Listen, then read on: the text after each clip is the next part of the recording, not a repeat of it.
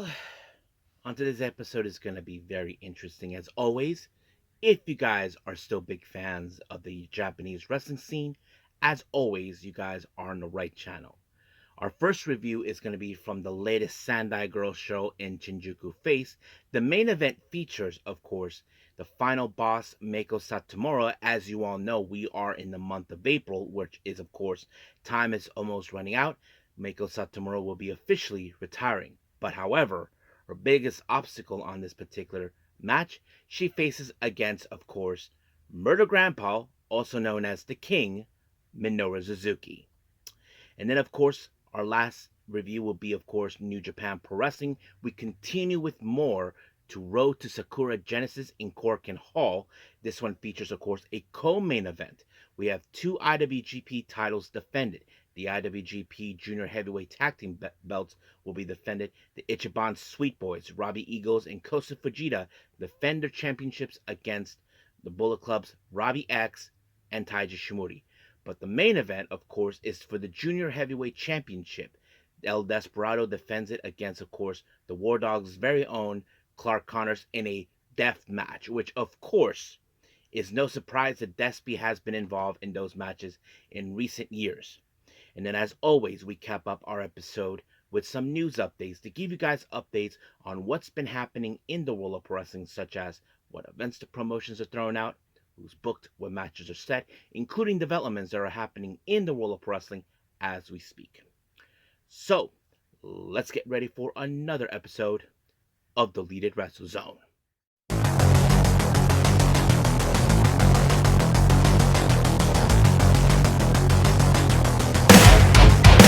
Are you ready? Get up, get up! Get up, get up! Get up, get up! Get up, get up! Get up, get up! Get up, get up! Hey everyone, welcome to Deleted Wrestle Zone, all things that is pro wrestling with AEW, NXT, New Japan Pro Wrestling, TNA, the National Wrestling Alliance, various promotions, wrestlers, matches, and championships. I am your host, J-Rod here. So, if you are new to the channel, welcome. This is a channel we do a lot of pro wrestling reviews from various promotions, not only here in the United States, but also in Japan, Mexico, Canada, Europe, the UK. Anyone in the world of pro wrestling is not as big, but it continues to grow. We also, of course, do discussion videos, talk about various topics such as the wrestlers themselves, the promotions, factions, storylines, whatever we want to talk about. We also, of course, do more news updates. If certain information was unable to be on this episode, we can either put it on the next one or on a separate video by itself. We also, of course, do real-timing news updates to keep you guys on alert if something has happened in the world of pro wrestling that needs to be addressed ASAP. We also, of course, got the Unagi Sayaka Watch and various other cool wrestling content as well. So if you like what you see, please subscribe to us or click on that subscribe button. You'll be getting a lot of daily reviews and other cool wrestling content as well. But if you like this episode, please give us a like on the like button or a nice comment in the description down below. Now, all introductions have been said. I believe let's get this show on the road. So let's begin, of course, with Sendai Girls.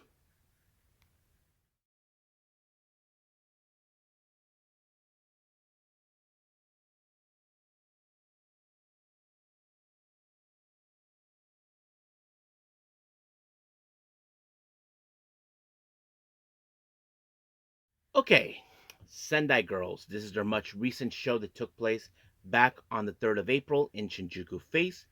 Let's begin with the very first match. We have, of course, Yuna versus Yurika Oka. Now, nothing too special. Now, you probably already know these two girls are homegrown girls within, of course, the promotion itself.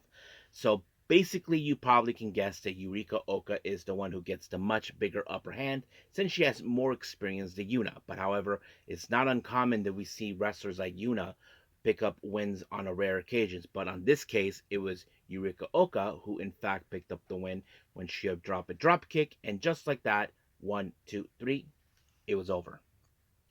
Now our next match, we have Shin Sakura Hiroda taking on zones. Now, the one thing everybody needs to know about Hiro that she is a very funny wrestler, and not to mention, you better watch your backs because you know where she's gonna go because that's the last thing you need. And not to mention, do not fall for her tricks. That's the last thing, and do not engage with her. That's the one thing that you don't want. Zones try to hold up as much as possible. However, she did the one thing that she did not. She went up the butthole, but it did not do any favors for Iroda because Zone was the one who picked up the win when she put her in a stretch muffler, and just like that, she had no choice but to tap. Our next match is a 6-woman tag team match. We have Benny, Ryo Mizunami, and Dash Shizako taking on Yuta Suzuki, and of course the current Sendai Girls tag team champions, Red Energy, Miyuki Takase and Mika Iwata. Now, of course, many of you would think if somehow, by some way, anybody is pinned the Red Miyuki Takase and Iwata, there's a guarantee they will call their shot for an opportunity of the tag team belts. However, that wasn't the case that took place on this one. I mean, it would have been a simpler thing to do. But, however, it was in fact, what's her name? Dash Shizako who made the official win onto Yuta Suzuki when she applied the frog splash. And just like that, 1, 2, 3, over. Now, our next match, we have, of course, our current Sendai Girls Junior World Champion and all the way from Stardom and a member of the Cosmic Angels, Aya Sakura. She teams up with, of course, Manami, who is in fact a homegrown girl. But however, Aya Sakura has to face a much bigger task. We're talking about team 200 kilograms, consistent of you and our brand new crowning Sendai Girls World Champion, Chihiro Hashimoto, also known as Big Hash. Now, of course, Aya Sakura knows what she's facing off, meaning she has to face against a much bigger competitor. I mean, you and Big Hash are no jokes, ladies and gentlemen. They are two big individuals that are not easy to put down. I mean, many have tried to use dirty tricks or, how to say, made some shortcuts, but in this case, it was in fact, of course, the last ride onto Manami by Hashimoto to pick up the win, and just like that, it was over. But however, during the post match, all of a sudden, another talent from Stardom, Micah, showed up and got in the face of Big Hash. So it seems now that it doesn't take a genius. What it means, if there is no translation, you know what she wants. She wants to challenge Big Hash for the world title. So that's one thing, it could be common. Now, I don't think it matters where this title will be defended. Will it be defended in Stardom? Will it be defended in Sendai Girls or wherever? So that's one of the things I'm sure we're going to pay attention to. Now, they haven't made the official announcement when or where it's going to happen. It's not the matter if, it's the matter of when or where. Now, our main event, of course, we have the final boss, Meiko Satomura, taking on Murder Grandpa, or as we know him, the King, Minoru Suzuki. Now, of course, those who know Minoru Suzuki, he is the kind of guy who doesn't play games. He's not here to joke around. He's here to, of course, murder you. That's the last thing you need. Now, of course, you guys seen what he can do. I mean, he likes to soften his opponents outside the ring. Meiko Satomura is no obsession, if you guys know. I mean, it's no secret that Minoru Suzuki has faced off women before, but they always stood up. The one person who really had a lot of guts to stand up against them was, of course, Unagi Sayaka. But this time it's Meiko Satomura who pulled it off. But unfortunately, Meiko Satomura did not come at this at all because, as Minoru Suzuki being, of course, the veteran that he is, he walked away with the win when he applied the Gotch style pile driver. And just like that, 1, 2, 3, it was over. Now, of course, Minoru Suzuki has some things to say to Meiko Satomura during the post-match in his promo. I don't know what he said, and of course, Meiko Satomura, I don't know what she said. But it was a pretty good event. I mean, seeing Meiko Satomura and Minoru Suzuki face off, that's a brutal match, but I enjoyed it myself. So I think that's pretty much it right now with Sendai Girls. So let's move on with our last and final review, New Japan Pro Wrestling.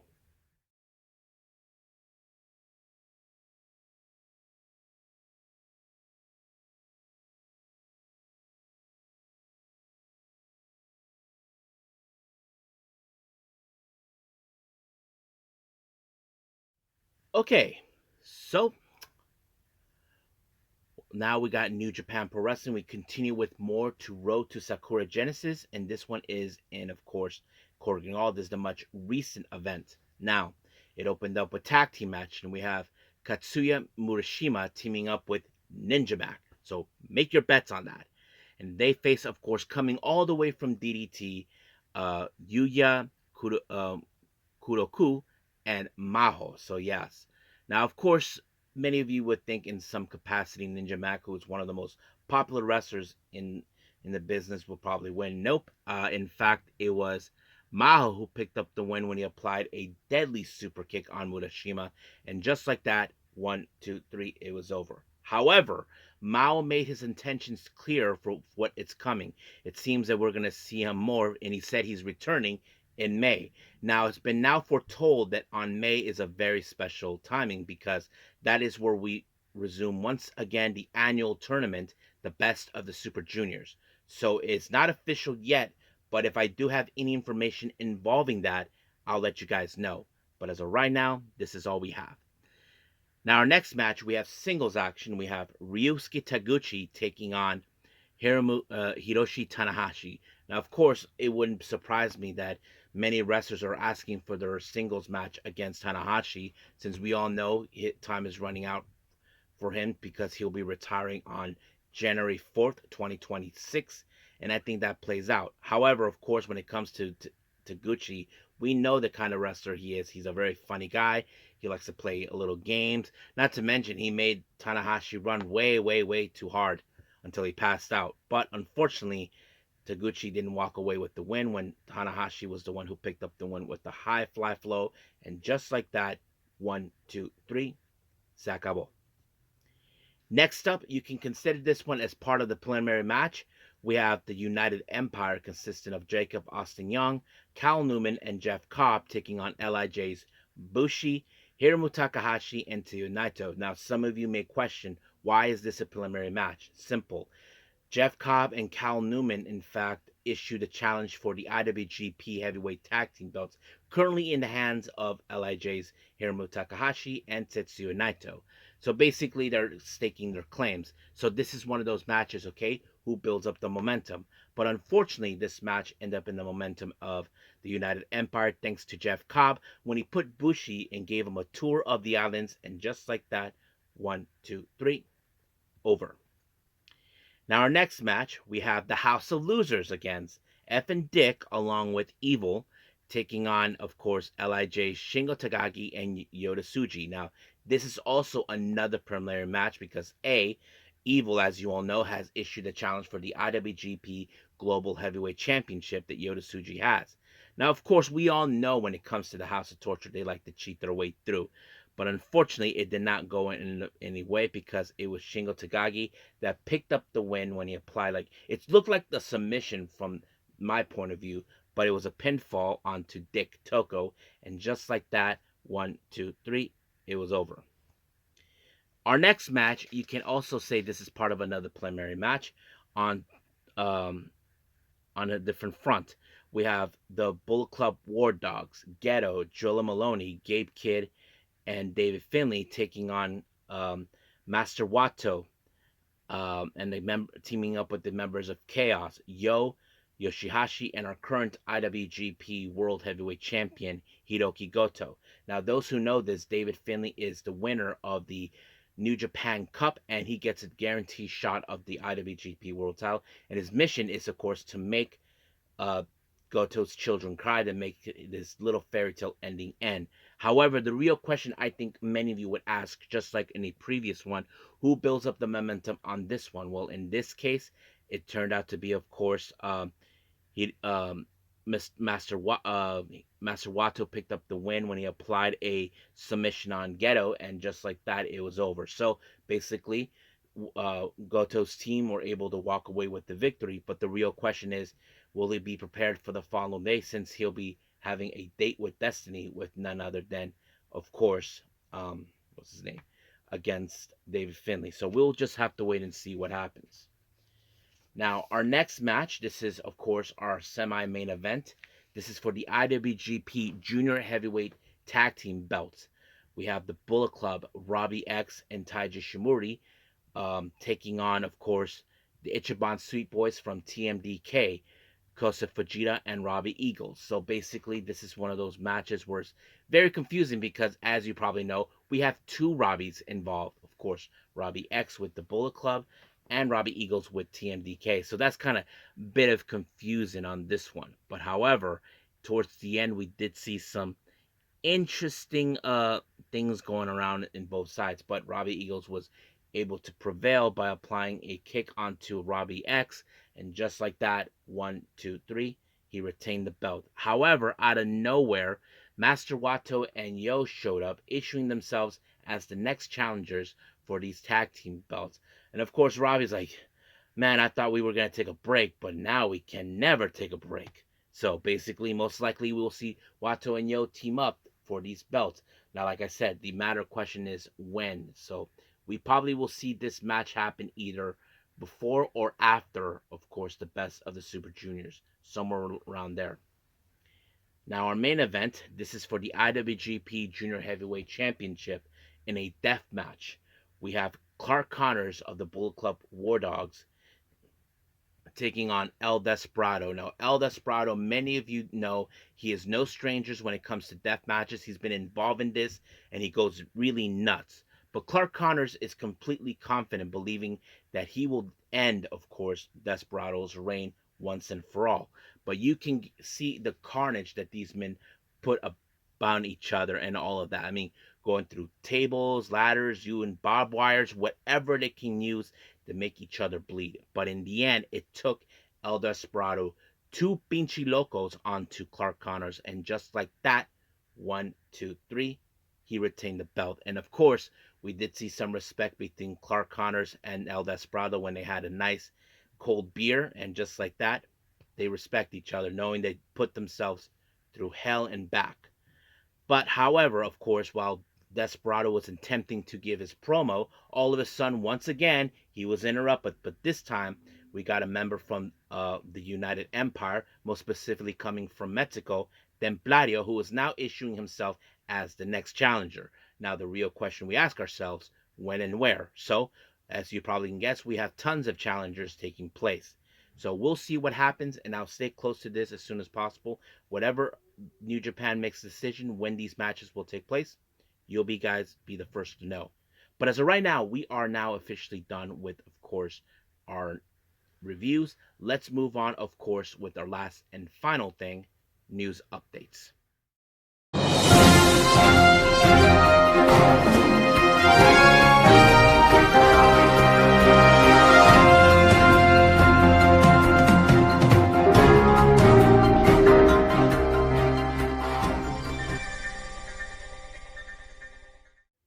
Okay, so welcome to our news updates.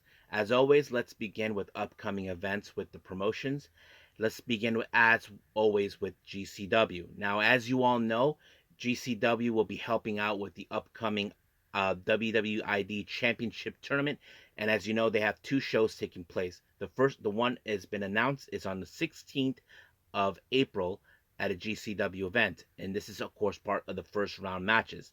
They announced Aaron Rourke and its gal involved in this. So I'm sure there'll be more names announced, but we'll just have to wait and see. Then, of course, on the 17th of April, Bloodsport um, 13, Shayna Baszler from WWE will take on Stardom's very own Konami. So that's going to be interesting. And then, of course, the following month on the 17th of May at Maryland, they have Big Time, and it was announced that the GCW World title will be defended. Effie defends his championship against Ruckus. Now, moving on. Reality of Wrestling has announced for their upcoming event, Rev Up, that will take place on April 12th. And coming all the way from NXT, we have Ren Sinclair being announced to participate. West Coast Pro for their Las Vegas show on the 17th of April, Vegas Vacation. They announced Trevor Lee versus Timothy Thatcher. Spark Joshi Puroresu of America announced for their Lady Luck event also on the 17th in Las Vegas, Maya World. Now, this one I did not know this, but this one was announced. The French promotion, Banger Zone Wrestling, has announced they will be in Las Vegas with their upcoming event called Viva Las Vegas on the 17th of April. and they announced that the BCW tag team belts will be defended.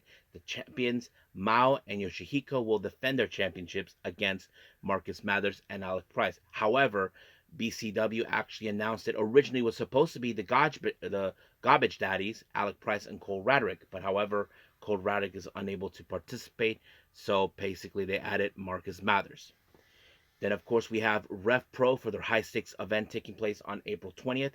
They announced, of course, the upcoming Women's Revolution Gauntlet, which is going to take place, of course, on that day. Two names have been announced: Danny Luna and, of course, the Professor Serena Deeb. Major League Wrestling has announced two more names that will participate. No, no, not Major League Wrestling. I mean Maple Leaf Pro Wrestling announced two more names for the upcoming Northern Rising that takes place on the 10th of May. We have the Pink Striker Miyu Yamashita and of course Giselle Shaw, who will be in the finals in the upcoming of the tournament for the Maple Leaf Women's Canadian Women's Championship against Kylie Ray. So stay tuned for that. And then finally, for our upcoming events, House of Glory, as you know, will be making their debut in Texas on the 11th of July. Two more names have been announced. We have Laredo Kid and Zilla Fatu. Now on for some developments here for all of you.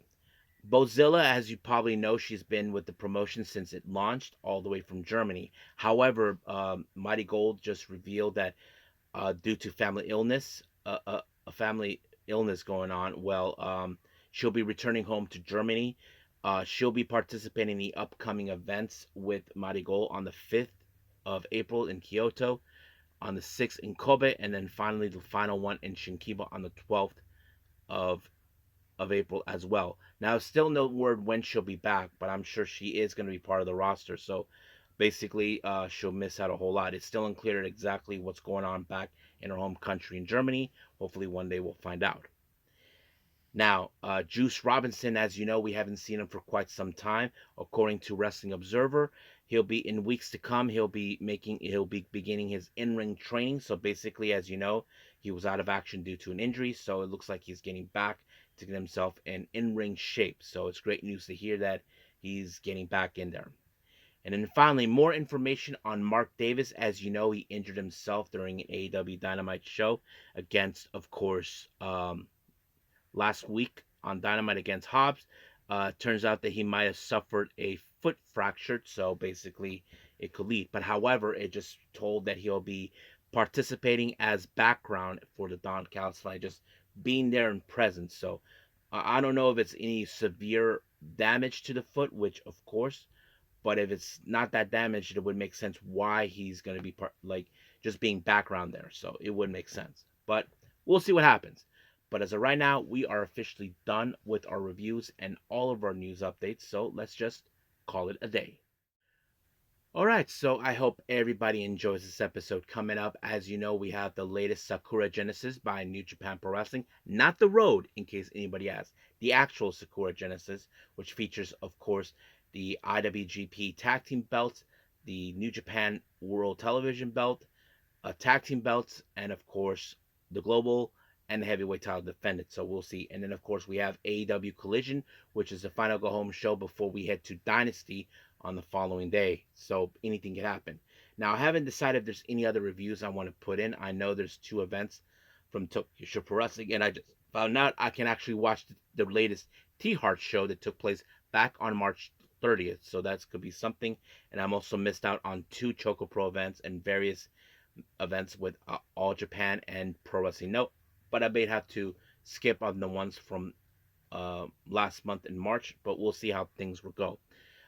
There are other updates I will be putting out separately, of course. More names have been added for the upcoming WrestleCon that takes place in Las Vegas. And, of course, more on Unagi Sayaka. For those who don't know, it turns out there's more events going on. And so on. So we'll get to that. So as of right now, I'll say this, that I will see you guys in the next DWZ time. Same DWZ channel. I must bid all of you adieu. So, goodbye. And have a nice day. Bang.